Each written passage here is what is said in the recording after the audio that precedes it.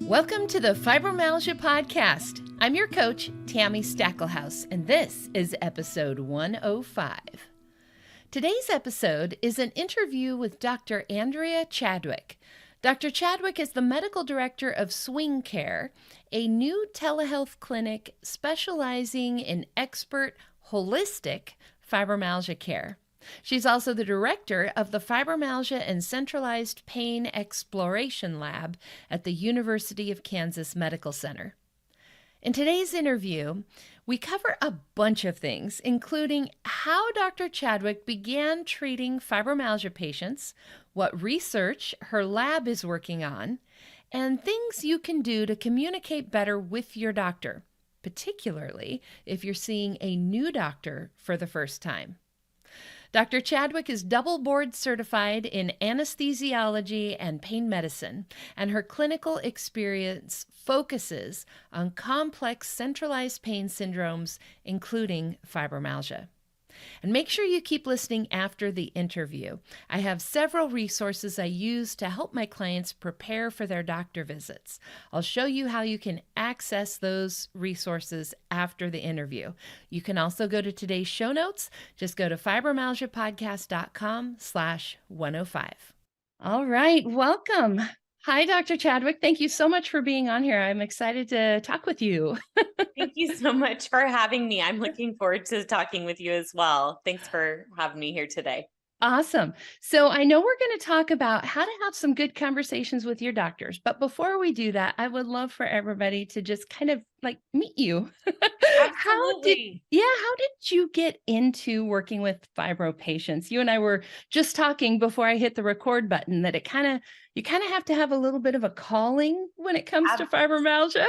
Absolutely. I will say when I was in training, just for the audience here, I was classically trained to be an anesthesiology pain management provider. And so typically speaking, our repertoire is medications, but mostly interventional procedures like epidurals, et cetera. So it's one of those things during my training where I had no idea that this was going to be my life, like whatsoever. If you had asked me 2009, I would have been like, I'm going to do injections. It's going to be awesome. Right. So you'd be then the person who would do like the trigger point injections that we might get. Yeah. The ablations, we did stimulators. I mean, it was all of the things and I enjoyed it. I really did. But even during fellowship, I found myself very interested in what took me out of anesthesia into pain was just the idea of a patient journey and a patient story and being a part of that. I really didn't like just putting people to sleep. I found myself wondering what happened to them after their surgeries. And everybody's like, why do you look that stuff up? I'm like, I really want to know where their life went.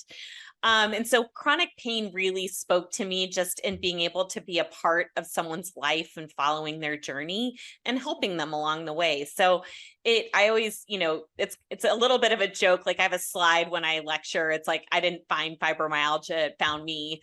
Like, it's one of those things that is a calling. And I just started seeing more and more patients with it because I would accept the patients. I wasn't one of those providers who would say absolutely no fibromyalgia patients. I found that I enjoyed speaking with people who were suffering from fibromyalgia and teaching them to change that suffering to living.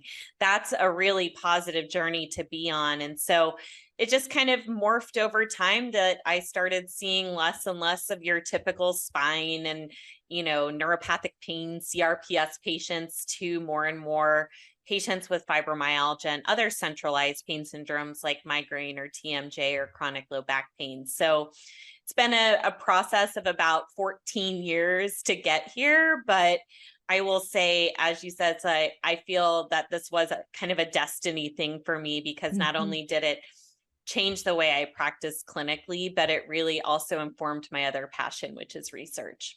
I love it. So speaking of research, you've got your own lab, you're doing some research. So tell us about that. Absolutely.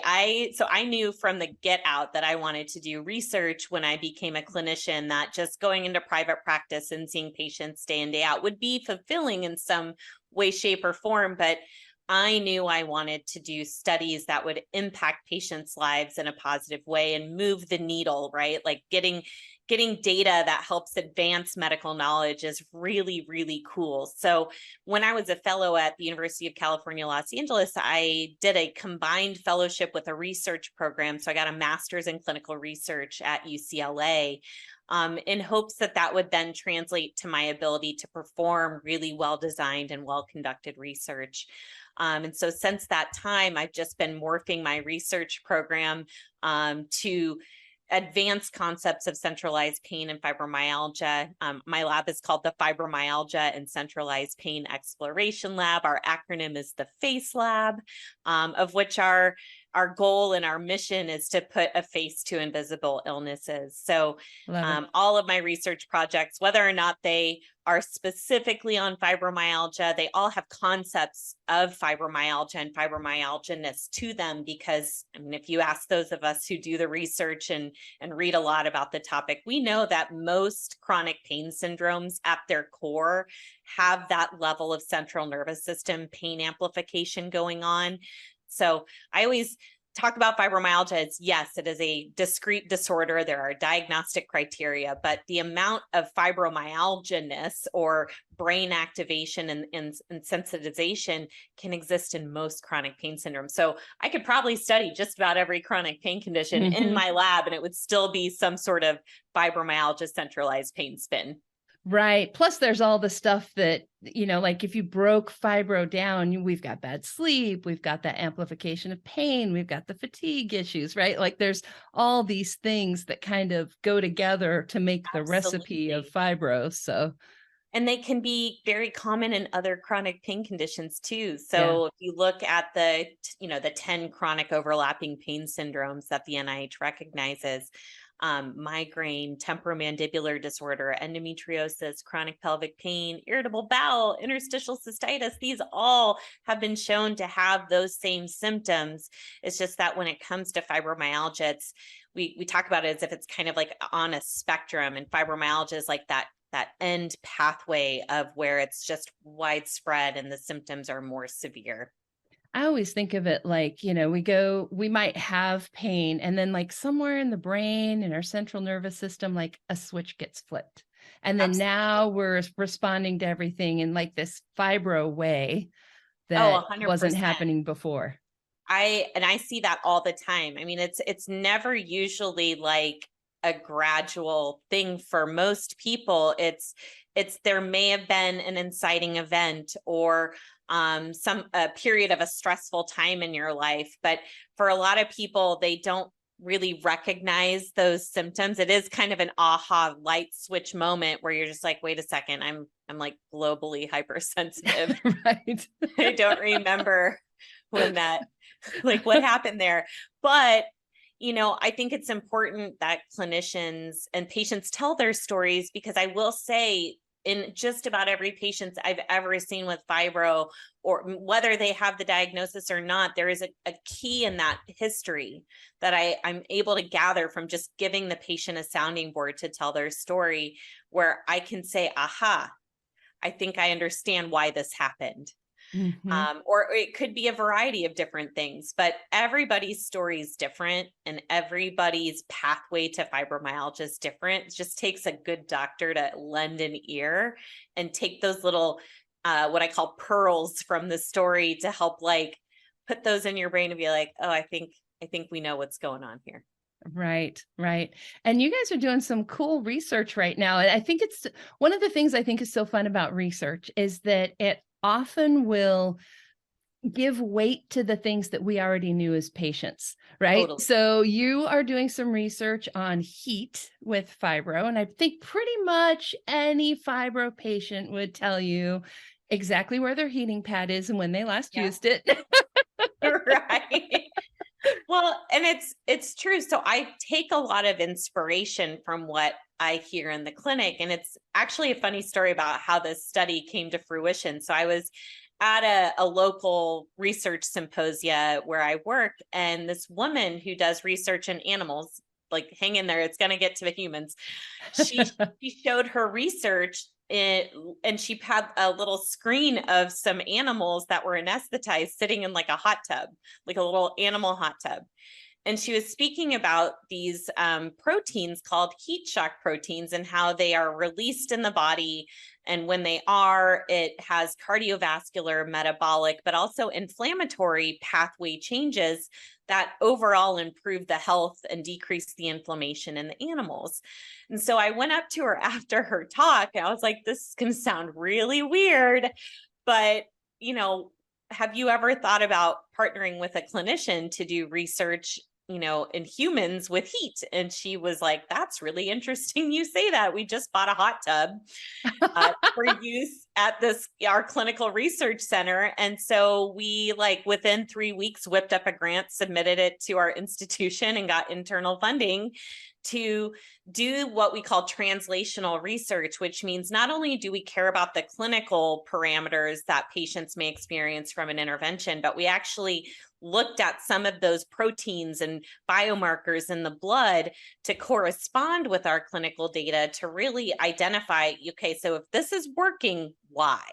Because I think that's a lot of answers that we don't get from conventional research in fibromyalgia, especially, is we can do these interventions, but sometimes the patients are like, do you know why this is working? I'm like, no, I'm not exactly quite sure which pathway this is hitting that made you feel better.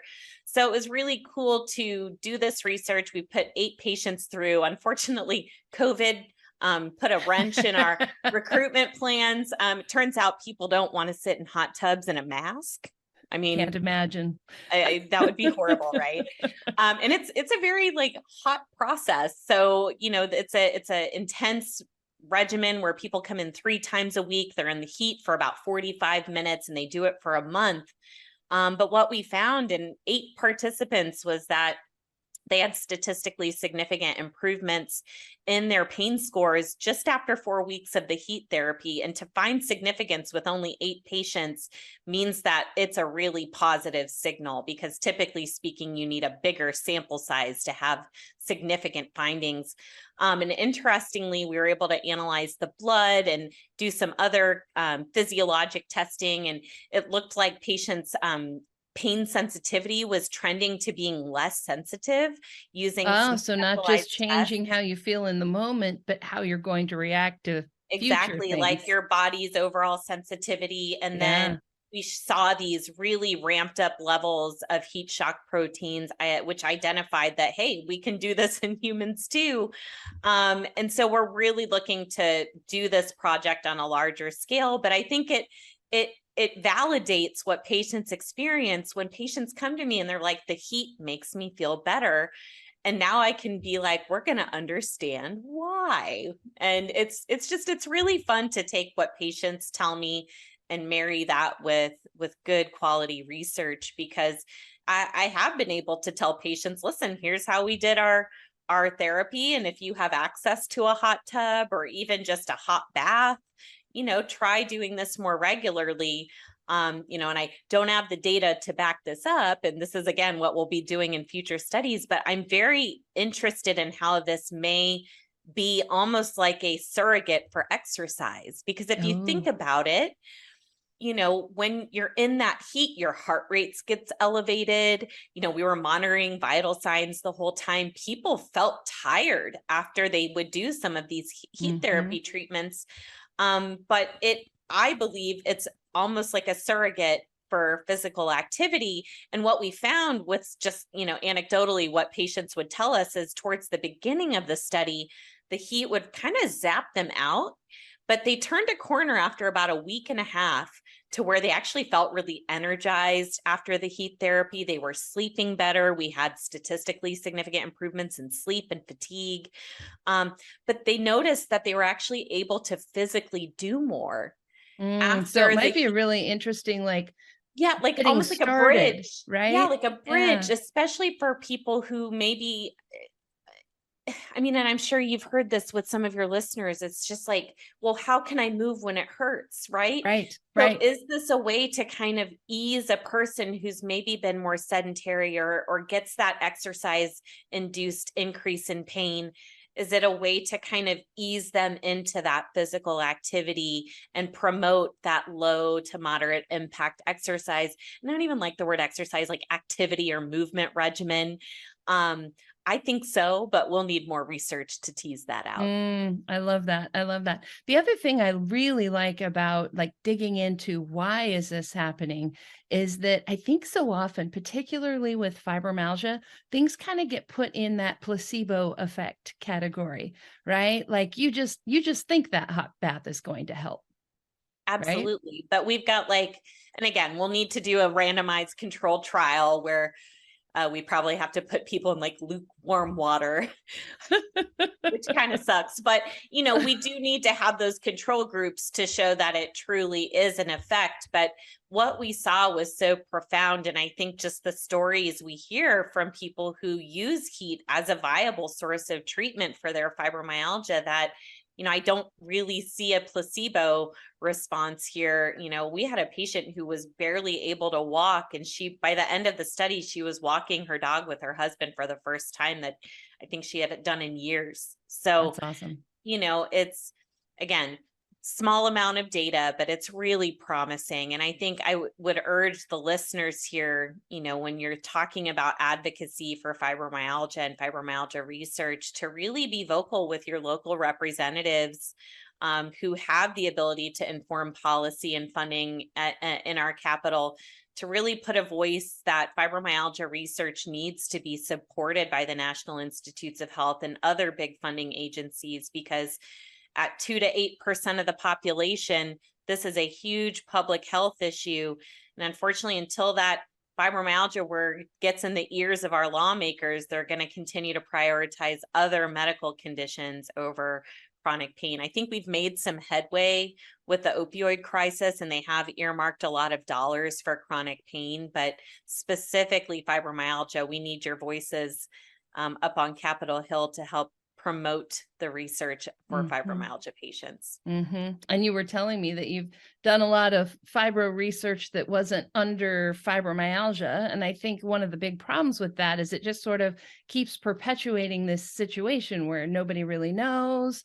It might be hard to get disability or have things covered under insurance. Absolutely. Because it's this unnamed, unseen. It's like he who shall not be named, or the artist formerly known as Prince. But it's like, I've had to use other terms to describe what underlies central or fibromyalgia, such as centralized pain or nociplastic pain. We have to kind of package it because it does undergo peer review, and we don't know what type of potential biases or what information a reviewer might have. And so by packaging it in a little bit more of a broad sense, does tend to help things get funded, and that's fantastic. But unfortunately for me, it's like that visibility, the validity piece, that validation that this is a condition, this is the name of it. And it doesn't need to be viewed as like, well, if I write it with fibromyalgia or I write it with centralized pain, it's the same thing, but I shouldn't have to take out the actual diagnosis. No, because that just keeps meaning that like the next person can't use it either. You know what I mean? Yes. Like it doesn't ever change. So, and this is something we were talking about ahead earlier. It's like there's generally speaking not a home for fibromyalgia in the medical community. And I think the same holds true within our funding institutes at the National Institutes of Health is, some grants might go to one institute, some grants might go to another institute, and you have to almost like write the grant to fit an institute. Whereas it's like, if you're going to submit an Alzheimer's grant, which institutes that's going to go to, or a cancer grant. But with fibromyalgia, it's a real kind of a shot in the dark, and you just kind of hope it gets put somewhere that they likely to fund you. And right. I've been lucky so far, and I pair with some of our nation's leading experts in fibromyalgia, like Dr. Dan Claw up at the University of Michigan. So I've been successful, but again, I really hope that as the years progress, that we see higher priorities for funding fibromyalgia research to where we actually can just put that face to that name. Yes, definitely. So you are here. I'm going to switch gears. You are here to help me help our listeners. How do we have better conversations with our doctors? And to be honest, I have conversations like this all the time with my students and clients. I've got a doctor's appointment coming up next week. These are the things I'm concerned about. How do I make sure they don't think that I'm just after some drugs? Because I don't actually want drugs. I Yeah. just want to feel better. So how do we do that? And I would love to hear some tips from you and just some ideas for ways we can do that better. Absolutely. So one thing I always advocate for when I'm seeing my new patients, or if I'm even seeing my established patients within clinic, is really focusing on the in between. So I always tell my patients, because they'll come in and they'll see me and they're like, I'm really great today. I'm like, that's fantastic. But how have you been? And then oftentimes they'll just be like, well, I think I've been okay. Or, I had like one bad streak, but I couldn't tell you how long it is. And I'm fine now. So I don't think we need to change anything. But then lo and behold, like they've actually been in a flare and they were just having a good day. So Mhm. I always talk about journaling that in between, because I feel like it's that time when I'm not there with the patient that I need to know about. Like I can Yeah. take you in the right here and now, and we can have a discussion about your today, but it's so important to have that idea of how have you been functioning since I saw you last?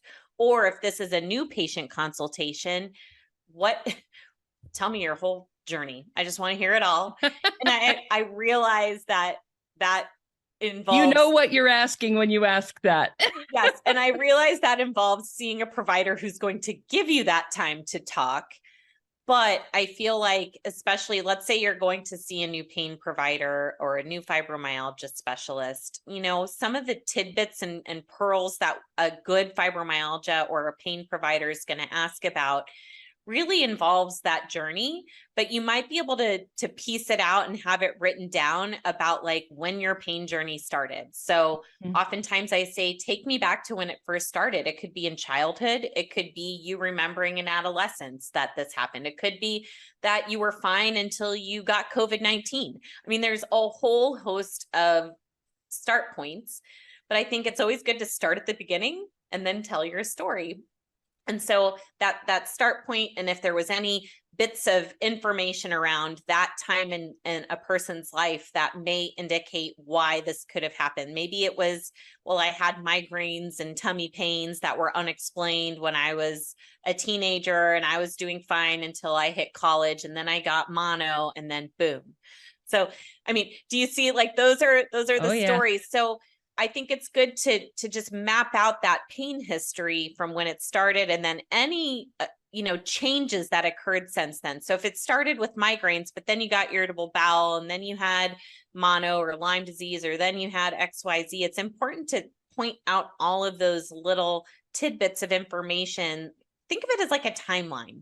Like if you had to make a pain timeline, that would be, I think, a really helpful start, because we all recognize clinicians are busy. Not everybody's as lucky as I was when I joined my practice, to where I was literally like, I need 30 minutes to an hour with my new patients, and you cannot schedule anybody else during this time, no double booking. And if I need more time, my other patients will wait, and they will understand, because they'll remember I gave them that time at the beginnings. But not all providers have that luck like me. So coming in with that concise timeline is really helpful. And then I will say some of the other things that would really help a provider be able to kind of focus their time on prospective, like, initiative-based conversations, is what you've tried already. So I spend a lot of my time kind of just having to rehash the past with the patient. Have you seen a neurologist for your migraines? Have you gone to GI? Did you go to rheumatology because you have a family history of lupus? Like, all of those things is important. So like, you could make a little, under your timeline, put a little box of specialists I've seen before and why. And then the next step would be treatments I've tried, and then break it down even further than that. Have you tried physical therapy? Have you tried aquatic therapy? So those are like physical treatments. Then you could look at, have you tried behavioral interventions, whether it be cognitive behavioral therapy or acceptance and commitment therapy. And then most importantly for, we are in Western medicine here, is the medications that a person has tried, because at least within my clinic, I work in a tertiary care center where by the time I've seen someone, they've seen a lot of doctors. Right. So they've tried a lot of things. Yes. So, and it may be hard to remember again with fibro fog. I do recognize that sometimes patients can't remember what they've tried because they've tried so many things. And so oftentimes that medication piece is where I'll go through literally like every name of every drug to just say, hey, have you tried it? And if you did it help? Yes, no. If it didn't help, did you have side effects? Like, why did you stop it? And so just even those like sections of timeline and who you've seen and what you've tried will really help focus a doctor on or a clinician on what they can do that's different. How are we going to shift the needle from what you've tried before? Because there's no reason to reinvent that wheel. But I find that once I'm able to kind of get that information, I'm able to say, here's how I think you got fibromyalgia.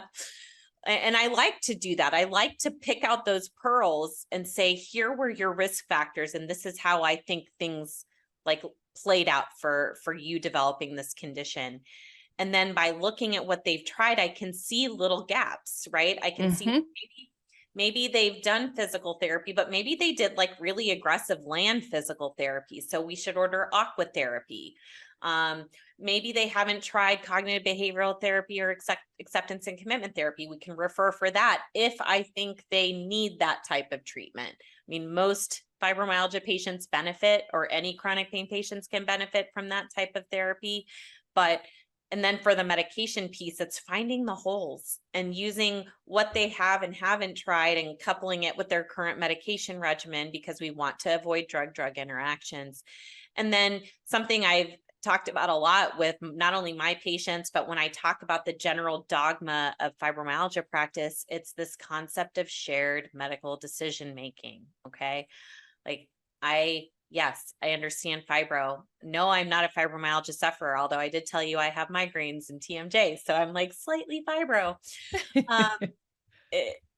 It's important, I think, for physicians and clinicians to partner with their patient, because you know what, I can recommend things, but it doesn't mean it's right for someone's life. So having those discussions of what the risks and the benefits are of all the potential treatments, and finding out, kind of meeting the patient where they're at and making a decision. Well, like if you've tried so many meds and you're scared of side effects, like let's talk about these non-medication options. Or maybe they want to try a bunch of different options. I kind of leave that in a shared space with the patient for where they feel comfortable at. I love it. I love it. A lot of the things that you've just talked about is a lot of the work that I do with clients as a coach, right? It's just kind of walking through their lives, right? One of my clients, she used sticky notes. So for you listening, if you feel like you want to create this timeline, she used sticky notes, and she would just like write down everything that she could think of. And then she put them into the timeline, because trying to think like chronologically, our brains don't always work that way. I can barely remember what I ate for lunch this weekend. So yes, sticky notes is a great idea. And start keeping your records too, right? Like if you have a document, and you can just go in there when you're prescribed something new and just make a note when you started it, why you're taking it, and then maybe when you stopped it and why you stopped taking it, then you've got everything you need to print out and take in when you have a doctor's appointment. Absolutely. And I think something a good clinician should ask, but also I think something a patient, if someone, and I have had patients come to me with kind of like their goals, like what do you as the patient want out of this therapeutic relationship? Because, I can prescribe medications till the cows come home, but if it's going to make you all gorked out and you can't think straight, and that's not in line with your values as a human, then we're going to have a problem there. So I think it's important to have those goals, kind of expectations for therapy ahead of time. knowing that our goal with fibromyalgia care in general is, to just reduce symptom burden and improve quality of life. Yep. At the end of the day, if I could cure fibro, like I'd probably be sitting on a beach in Italy right now, but I'm not, because I can't cure fibro. But what our goals are is a shared pathway towards, honoring the values you have in your life, and how management with a variety of different therapies can help those goals be met and values be kept and expectations be clear. I think just from both sides about, hey, like, these are my limitations. This is what I want. And I feel like physicians kind of have the same. I mean, we have only so many drugs we can try, right? There's only so many FDA approved medications. Heck, the most of what I prescribe is off label because it's not even Right. FDA approved for fibromyalgia. Yep. But coupling that with, is the goal to be running a marathon, or is the goal to just be able to like play with your grandson and do that in a meaningful way? And I think always having, because everybody's different, having those open conversations is a real, I think it just creates a really great therapeutic relationship. Mm-hmm. And it may change what you do too, right? Like if your goal is to run a marathon versus, being there for your first grandbaby, like there's different things we need to do to accomplish that. Absolutely. Right? And maybe also just like recognizing that maybe marathons aren't great for every fibromyalgia patient. I'll work with you to get there, but I'm very clear with patients that, I think there is a lot of space for grace. I always say that. That's one thing I say in my clinic is there's space for grace, because when you have fibromyalgia and you're trying to do your best, I oftentimes feel like people can be really hard on themselves. And I'm sure maybe you can pontificate on that with what you've experienced with your clientele and the patients you work with. But I personally think my fibromyalgia patients are oftentimes some of the hardest people on themselves, mm-hmm. because they remember that what they used to look like, right? And where they are now. And it almost seems like a Herculean effort to get back there. But like, what if the needle isn't that person? What if it's a new normal? And so establishing like, how can we get you back to a place where you feel like you again, even if that you is not the person you were in college or in high school? I think you're nodding your head. So yeah. have those experiences with patients too, where they need to have some space for grace. Absolutely. And I was actually just thinking that there are lots of things in life that cause us to not be able to get back to that person that we remember, right? Age will do it, having kids, getting married, like there can be to menopause. Shh. But all of those things, like it changes our bodies, it changes our brains, it changes our lives, right? And for some reason with fibromyalgia, we think that it shouldn't change us. But yet, as we get older, I'm having a senior moment, right? But that's not okay if it's fibro. I know. And it's such a conundrum, and something I do think a lot of those behavioral therapies, and again, like I want to specify for the people listening right now, when I say things like psychological interventions, I want to make clear that it's not because the pain is in your head. That is not what I'm saying at all. And I want to make that clear, because I know a lot of people who may be listening to this get told that it's in their head. And I'm here to say it's not. What we know about chronic pain and fibromyalgia sufferers, again, because the people who get this are generally like young, healthy people, right? So it is hard to not look at, like, not accept that that you're still you, right? Even if you have fibromyalgia, that you're still you. So a lot of those behavioral, psychological type practices like CBT and ACT are really aimed at, I think, given that space for grace to say, listen, I'm still me. I just have fibromyalgia and I can become the best me. I just have to figure that what that looks like. Right. And right, what exactly. is that, what, I don't want to say regimen, but like program. What does my program look like for me to be able to live my best self as me, the new normal, right? Which we hate that term too, right? New normal, Right. because it Well, usually means, okay, your life is going to suck and you have to accept it. But yes. that's not really what No. it means.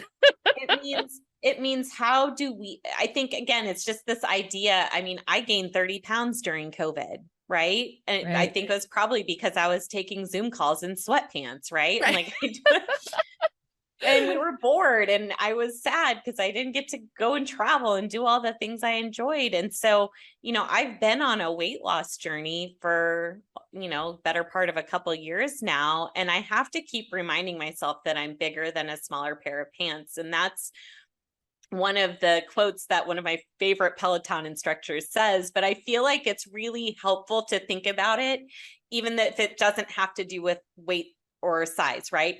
Like the fibromyalgia doesn't define who you are. Like you're still the same you. It's just finding the version of you that works best in your fibromyalgia body. Right. Exactly. Who are you now? Yeah. Absolutely. It's so funny we're talking about this because our last episode was all about this exact topic. So for you listening, go back and check out 104 if you want to dig into that a little bit more. But we have this little bit of an identity crisis that happens. We have to figure out, who am I now? And when you have a good doctor on your team, that is a whole lot easier. And I think something, and I'm sure the listeners have probably seen doctors that they felt were validating and good and open and receptive, and probably some not so much, right? Right. And so I want to, validate people's experiences, knowing that not all encounters with clinicians are going to be exactly, like going to Disneyland. It's not going to be all sunshine and kittens. I don't think that should discourage people, because No. I do believe, and I'd like your input, is sometimes if you have a bad encounter, you just have to accept that for what it's worth and move on until you find someone that is a better fit. Absolutely. Yeah. I always use the example of, we need to, don't take this wrong since you're a doctor, but we need to treat doctors a little bit more like we would restaurants, right? If you go and you have a terrible experience at a restaurant, you don't go back, you post a negative review, you tell your friends, right? And maybe that restaurant goes out of business. If you have a bad doctor experience, like if you truly are seeing a bad doctor, and like nothing pisses me off more than hearing stories like that, and I hear them way too often. So do I. We should do the same thing. Like that's how we as patients can change medicine, right? Like voting with our dollars, voting with where we make appointments, and not just accepting that I have to be treated this way, otherwise I can't get help. Like that Absolutely. And there's nothing more disheartening, I think, as a clinician, because I've witnessed this firsthand, right? I am privy to other providers' notes when I refer people places, and when you see things that are highly invalidating in someone's notes, I have been known to contact said provider and provide education and perhaps some gentle correcting about why that's not okay. Right. Because there's no room for opinions in a medical consult. No. Yeah. And so I encourage patients that if there are statements or opinions or, things within a note from a provider you've seen, that it's your job. And like you said, it is the job of the patient to, in a sense, kind of correct that behavior. And I've encouraged patients to make phone calls to patient relations, call offices, asking to discuss about why certain things were written in a note a certain way, or flat out challenge them, because there, again, is no reason for a provider to put their own emotional musings about how they interpreted a situation in someone's note. I'm very objective when I write my documentation. I also think making sure that your provider has good documentation so that you can, review your notes and know exactly what your doctor has planned for you.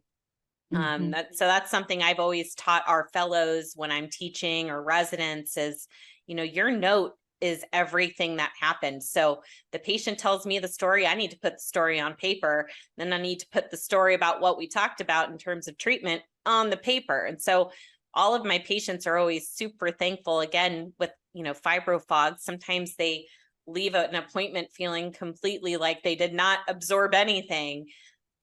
By my notes, they're able to go in and say, that's what we talked about. That's the plan. Okay. I remember now, but, I think making sure that the provider you choose to engage with is also very, smart and good about their documentation, because in the long run, that helps improve your treatment outcomes as well. Because if you read a note and you have no idea what they were thinking or why they chose this medication or what the next step might be or what provider they wanted you to see, I think patients can leave feeling like, am I being taken? Right, exactly. What's happening with me? Exactly. And you are actually part of a really cool thing that's getting started that will hopefully help fibro patients get connected to better doctors. Tell us a little bit about Swing Care as we wrap it up. Absolutely. I cannot tell you, it was just the serendipity of me becoming a fibromyalgia doctor is about the serendipity of how I got involved with this wonderful new telemedicine service called Swing Care. So I had engaged with some people who were doing some really cool stuff in the fibromyalgia space, and eventually started consulting with them about what a virtual telemedicine practice for fibromyalgia could look like. In terms of my treatment paradigms coupled with evidence-based care treatment pathways. And, about a year and a half later, here we are. We developed Swing Care. It is currently launched in the state of Texas. And the whole mission and why I got involved was just like we talked a little bit about before, fibromyalgia not really having a home within the research sphere. I'm sure you and patients who are listening recognize that fibromyalgia really doesn't have a medical home either.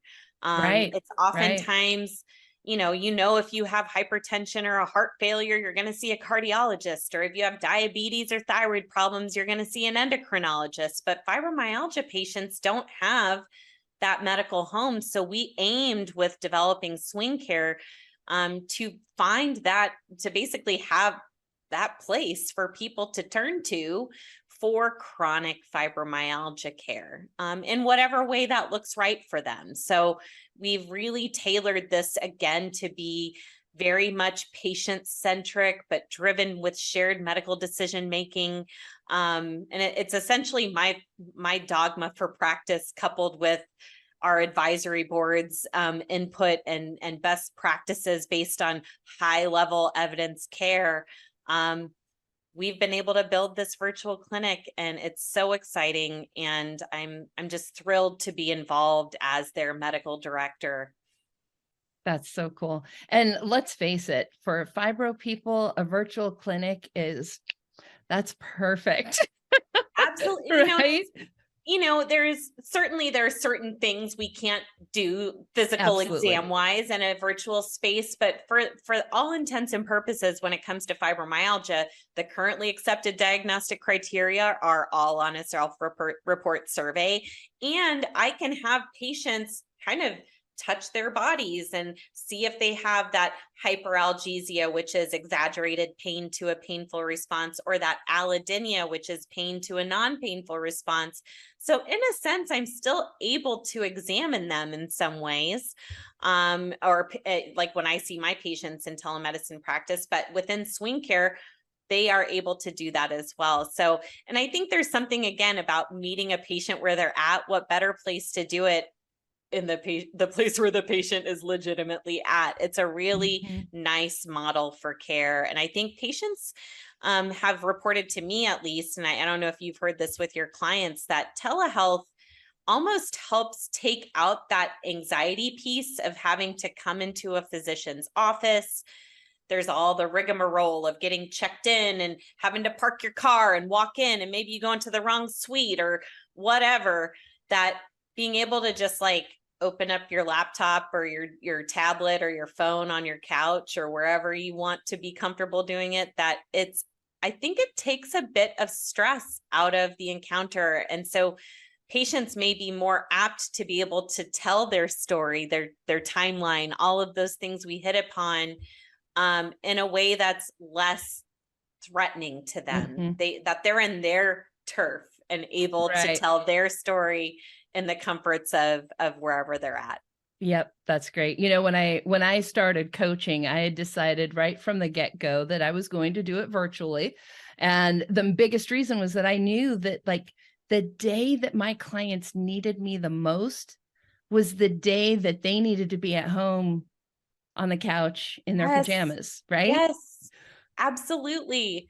And again, it's that in between, right? So like oftentimes in the in between, when I see patients in person, their in between is at home on their couch or whatever. Right, because if they were really feeling terrible, they would have rescheduled their appointment. 100%, right? 100%. So it really does allow a better, I think, snapshot of where a person's at to be able to do it, just like you said, when they really need you. So if they're having a flare day, I mean, I've done telehealths where a person's literally like in the dark, there's like a tiny light and I can barely see them because they have a migraine. But it's actually, I think for me as a physician, like it's sad. Like I'm sad to see someone, but it's almost like now I can see. Right. Like you get a window into their real life in a way that you wouldn't if they had to come see you. Absolutely. It's eye-opening. And I think also there's a propensity when people come into the clinic to just like want to put on that good face, like they've put on their clothes, they've put on some makeup and they come in and they want to report all the good things. But it's been, I think, a really big eye-opener to see people at home and for them to just feel safe in their home, to be honest and very much open up about, you know what, doc, like it's been really hard for the last 3 weeks and we need to talk about something different for me. I'm like, but I'd rather have that authenticity instead of, you know, patients feeling like they have to put on a brave face. Absolutely. So I think it's the beauty. If there's one like beautiful thing that came out of the pandemic, it's that things like this have become so easy, and telemedicine just, I mean, it was amazing how fast it got set up. And then now here we are. And I think it's honestly revolutionized the way that we can practice medicine. I totally agree. It's definitely one of the gifts that came out of that for sure. Now, I know almost everybody listening is not in Texas. So what would you say to those folks? You know, what's happening next for them? So we are establishing expansion to other states. One thing patients can do is go to www.swing.care. We do have a little place on there where you can click and say, I'm interested in swing care coming to my state, and put where you live so that we can really understand where a lot of patients are coming from. I mean, our goal eventually is to be in all 50 states, but we're growing as fast as we can, and our ultimate goal at the end of all of this is to reach all of the fibromyalgia patients in the United States, which would be so amazing. I mean, I work with my clients virtually, and so I always have people who are looking for good doctors. And you know, if you're in Portland, I've got good ideas for you. You know, like I've got little pockets, but like not everywhere, you know, and Portland doesn't help Southern Oregon, you know, so it's I'm really excited about what is happening there. And I'm looking forward to more than Texas. Absolutely. And I think you made a good point. You know, a lot of Americans live in rural areas. They're not in big metropolises. So one thing that I really enjoy about the concept of swing care is that we can access these underserved areas, people who are in parts of the country where they definitely don't have a fibromyalgia provider. And think Yeah. about it, if you're in Southern Oregon, I mean, getting to Portland may take a couple hours at least. Yeah, it's And probably a that, good 6 in yeah, some so places. Yeah. to expect a fibromyalgia patient to be in a car 6 hours one way, and that's a lot for a person. So to be able to reach people that otherwise would not be reached, I think another wonderful thing, just besides creating the medical home. Mhm. I live in a state where we have a lot of rural areas, and it's been awesome to be able to expand our access to care through telemedicine. Mm-hmm. That's awesome. Well, I'm sure you and I could keep talking. Oh, yes, we But probably need to do this again. we will definitely Just have to saying. do this again. I So enjoy talking with you. yes, you too. As we wrap up, I would love for you to just take, a second and talk to that person who's listening, who is just really struggling to find good doctors. Talk from your doctor heart to them. So from my doctor heart to you, I mean, the one thing I tell anyone who might be suffering from this or is suffering from this and feels downtrodden, to just don't give up. I mean, there's hope.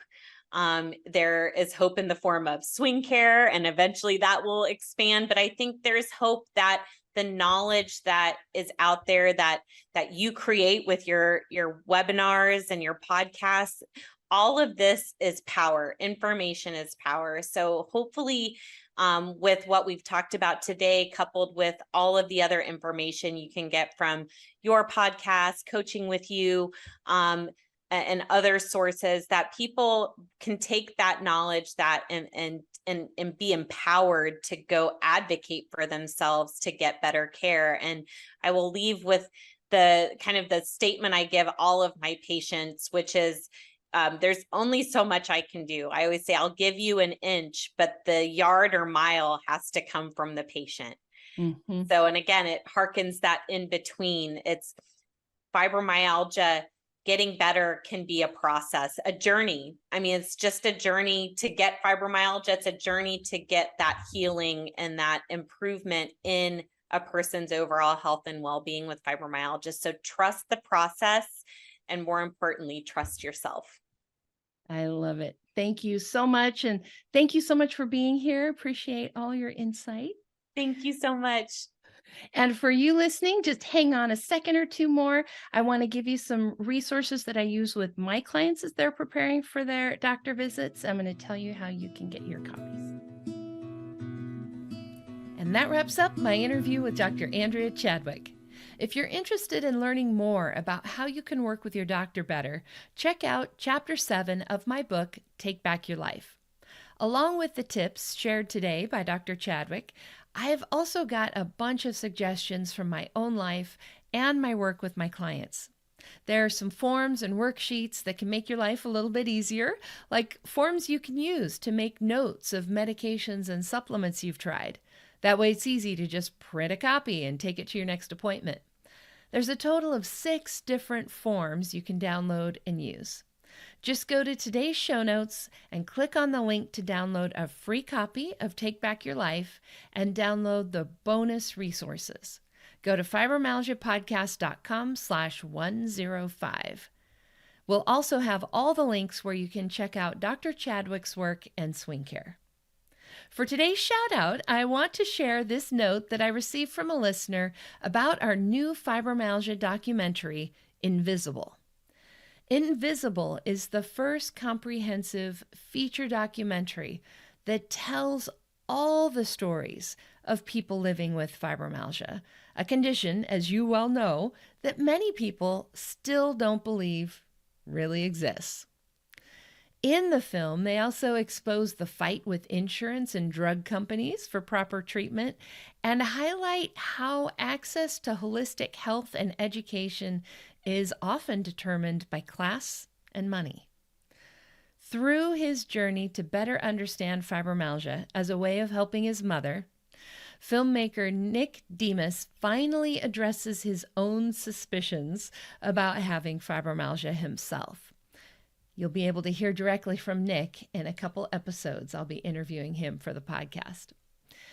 This listener, Julie, writes in and says, Tami, I just watched Invisible this afternoon. Unbelievable.